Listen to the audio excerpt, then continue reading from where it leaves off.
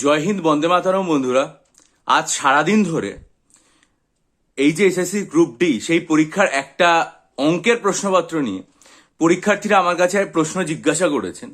প্রশ্নটা হচ্ছে, the LCM of two numbers 156, their HCF 13।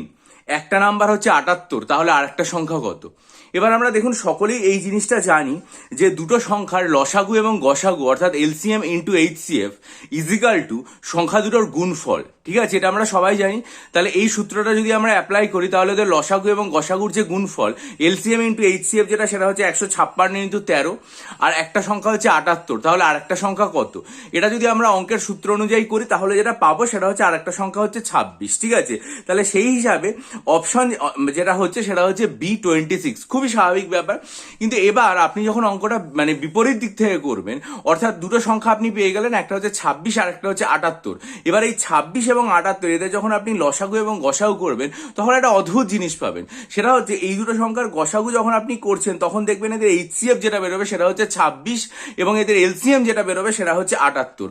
অর্থাৎ অঙ্কটা আপনি করার পর 26 উত্তর পেয়ে গেলেন, আপনার অপশনও চলে এলো। কিন্তু আপনারা যখন ব্যাক ক্যালকুলেশন করছেন তখন কিন্তু আপনার ক্ষেত্রে অঙ্কের এই যে এলসিএম সেটা বেরোচ্ছে 78 এবং এইচসিএফ যেটা বেরোচ্ছে 26। অর্থাৎ প্রশ্নে যেটা দেওয়া আছে যে এলসিএম যেটা রয়েছে সেটা হচ্ছে 156 এবং এইচসিএফ যেটা রয়েছে সেটা হচ্ছে 13। এই দুটো কিন্তু কোনো অবস্থাতেই মিলছে না। এবং সত্যি আমি এটা দেখে অবাক হয়ে গেছি যে কি করে এরকম হতে পারছে। এবার আমি বারবার, অন্তত আমি দুবার করেছি অঙ্কটা, এবং পাশাপাশি বিভিন্ন বইপত্র দেখলাম যে না, কোনো রকম কোনো সূত্রে বা কোনো জায়গায় ভুল হয়নি, কারণ আমার অনেকদিন ধরে অঙ্কের চর্চা নেই সেই জন্য। তারপরেও আমি যেটা দেখতে পাচ্ছি সেটা হচ্ছে অঙ্কটা যদি আমি যে সূত্র সেটা অনুযায়ী করছি তাহলে 26 অ্যান্সার আসছে।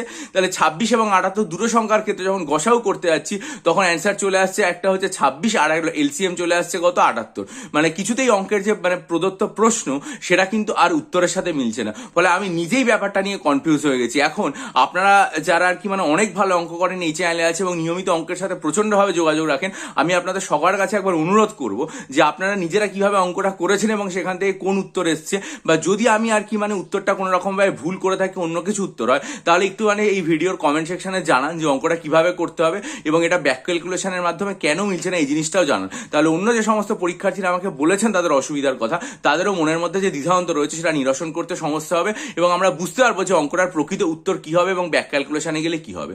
আপনারা যদি আমার কাছ থেকে WBCS পরীক্ষার জন্য 48টা মক টেস্ট নিতে চান এবং আসন্ন WBCS 2024-এর জন্য অপশনাল সাইকোলজি স্টাডি মেটেরিয়াল নিয়ে এখন থেকে প্রস্তুতি নিতে চান, বা ডেসক্রিপটিভ বাংলা এবং ডেসক্রিপটিভ ইংরেজি স্টাডি মেটেরিয়াল নিয়ে এখন থেকে প্রস্তুতি নিতে চান WBCS এর জন্য, তাহলে এই যে ইমেল আইডি সেটার মাধ্যমে যোগাযোগ করুন। ভালো থাকুন, বিজয়ী হন, সফল হন।